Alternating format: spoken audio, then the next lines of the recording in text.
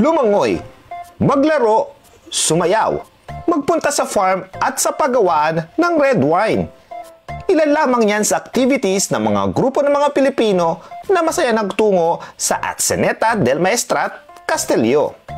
Bilang bahagi pa rin ng ika-25 anibersaryo ng Filipino Personal Parish dito sa Barcelona.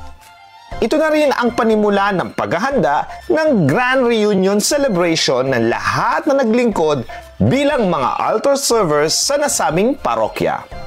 Maaga pa lang ay naghanda na ang mga altar servers kasama ang kanilang mga magulang para sa mahigit na 3 oras na biyahe patungong Castellon. Pagdating agad namin ay sinalubong na kami ng kura paroko na si Father Lino de Castro at inihanda na ang mga kakailanganing gamit para sa buong aktibidades na gagawin sa maghapon. Ang ilan sa mga grupo ay nagtungo sa taniman ng ubas at paggawa ng bino malapit lang sa resort. So guys, sasamahan ko sa bodega ni Madam Este ang first group, purple team saka green team. Hi! Hi guys! Hello, good morning! Hello vlog! Hi! Buenos dias! Good morning! Dito nakilala nila si Roy, ang isa sa mga katiwala ng farm at ng La Bodega na pagmamayari na isa nating kababayang Pinoy sa Espanya. Dito, pwede natin tikman ang kanilang ginagawang mga bino at ang ilan sa kanila ay nakabili din ng mga botelya ng bino sa napakamurang halaga. Ang mga batang altar servers ay nag-e-enjoy sa kanilang mga team building activities habang ang kanilang mga magulang naman ay abalang naghahanda sa mga pagkaing pagsasaluhan ng bawat isa.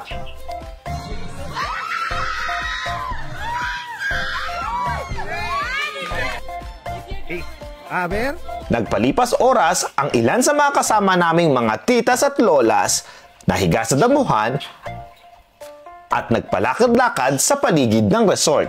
Nalibang din kami sa ginawang pasumba session na kahit si Father Lino ay napaindak sa mga tugtugin.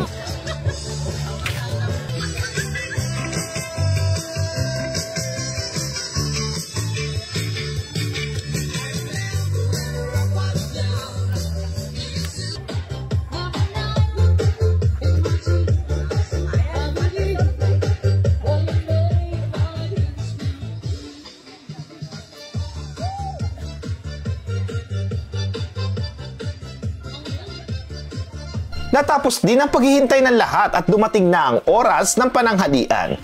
Dito isinagawa ang kamayan o boodle fight.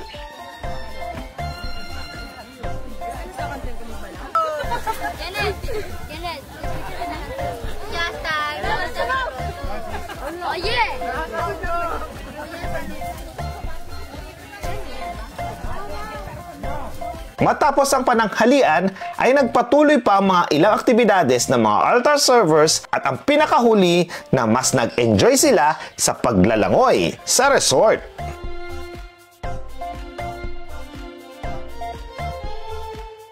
Sa pagtatapos ng buong gawain para sa araw na ito ay nagkaroon ng pagdiriwang ng banal na misa bilang pasasalamat sa maayos at pagsasama-sama ng bawat isa sa masayang karanasang ito. Sinasama natin ang lahat ng mga narito ngayon, mga pamilya, mga bata na nasisimbahan. Papuri sa Diyos, papuri sa Diyos, sa kaligtasan, papuri sa Diyos. Ito na ang marahil ang unang partisipasyon ng bawat isa sa misyon ng komunidad matapos isaalaala ang pagbabalik tanaw sa pagbuo ng masaganang komunidad ng mga Pilipino dito sa Barcelona. Ito si Creu TV at ang inyong Katambayan Channel.